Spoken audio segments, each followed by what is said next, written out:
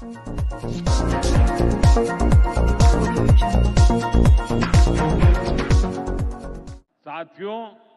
पूर्वोदय से ही विकसित भारत का उदय होगा और हमारा बिहार पूर्वी भारत का सबसे अहम स्तंभ है।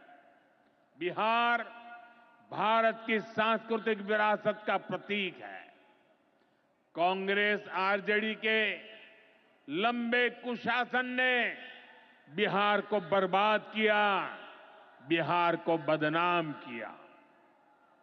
लेकिन अब विकसित भारत में बिहार का वही स्थान होगा जो प्राचीन समृद्ध भारत में पाटलिपुत्र का था।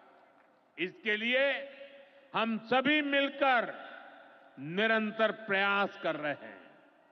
बिहार में आधुनिक कनेक्टिविटी के लिए, सड़कों के नेटवर्क के लिए, जन कल्याण की योजनाओं के लिए एनडीए सरकार प्रतिबद्ध होकर काम कर रही है। मुंगेर से भागलपुर होते हुए मिर्जा चौकी तक करीब 5,000 करोड़ रुपए की लागत से नया हाईवे भी बनाने का काम शुरू हो रहा है। भागलपुर से औंसडीहा तक 4 लेन सड़क को चौड़ा करने का काम भी शुरू होने जा रहा है। भारत सरकार ने विक्रमशिला से कटारिया तक नई रेल लाइन और रेल पुल को भी स्वीकृति दे दी है। साथियों, हमारा ये भागलपुर सांस्कृतिक और ऐतिहासिक रूप से बहुत महत्वपूर्ण रहा है। विक्रमशिला विश्वविद्यालय के कालखंड में ये वैश्विक ज्ञान का केंद्र हुआ करता था। हम नालंदा विश्वविद्यालय के प्राचीन गौरव को आधुनिक भारत से जोड़ने का काम शुरू कर चुके हैं।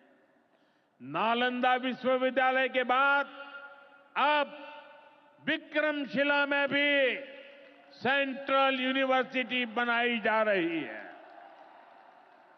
जल्द ही केंद्र सरकार इस पर काम शुरू करने वाली है। मैं नीतीश जी, विजय जी, सम्राट जी सहित बिहार सरकार की पूरी टीम को बधाई देता हूं। आप इस प्रोजेक्ट से जुड़ी जरूरतों को पूरा करने में तेजी से जुटे हैं। साथियों, एनडीए सरकार भारत की गौरवशाली विरासत के संरक्षण और वैभवशाली भविष्य के निर्माण के लिए एक साथ काम कर रही है। लेकिन ये जो जंगल राज वाले हैं, इनको हमारी धरोहर से, हमारी आस्था से नफरत है।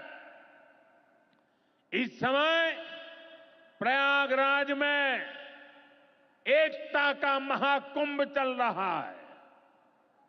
ये भारत की आस्था का, भारत की एकता और समरसता का सबसे बड़ा महोत्सव है।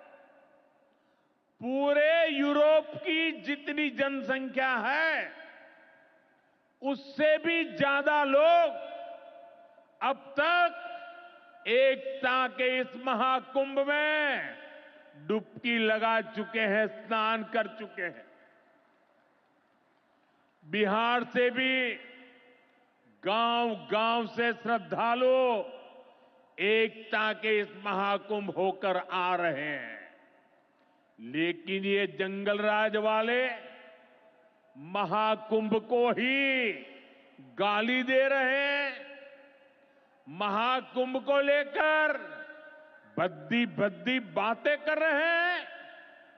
राम मंदिर से चिढ़ने वाले लोग महाकुंभ को भी कोसने का कोई मौका नहीं छोड़ रहे हैं। मैं जानता हूं, महाकुंभ को गाली देने वाले ऐसे लोगों को बिहार कभी भी माफ नहीं करेगा।